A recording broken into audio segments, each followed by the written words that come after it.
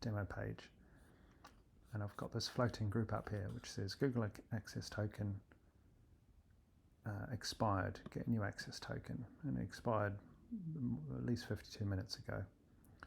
So now we've got the plugin set up with the service account and the service, so see the earlier videos.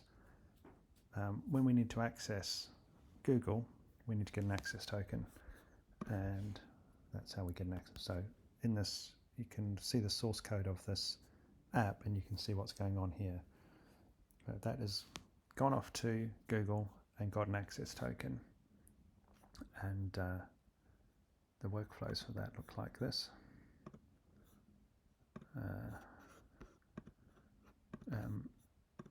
Get an access token, and then what that does in this example, the way I've organized it for demo purposes, is I have created a row in a database with one row in it, and I always just edit the first item in the database.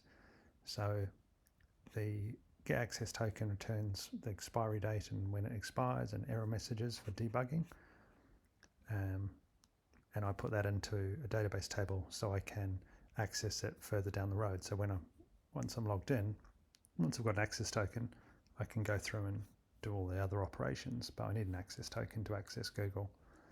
And the way I'm doing it is I'm storing it in this table here. There's plenty of ways you could do it. The reason I put it, you almost certainly want to put it into a table, bubble table, because you will definitely want to create privacy rules so that only the right people can access this. So only the application itself can access this, the access token. And we also don't want people seeing the debug because it has the access token in the debug.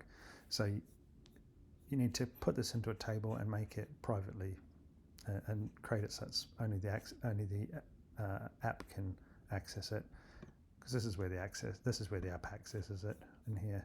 So create a new sheet, it goes and grabs the first item's access token. So you'll want to put some logic in your app to say if the access token is valid, then go and do your stuff.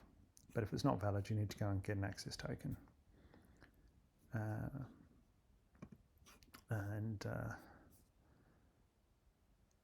Once you've got the access token, then you can move on to the next things like create a sheet and share the sheet, and then append and update the sheet.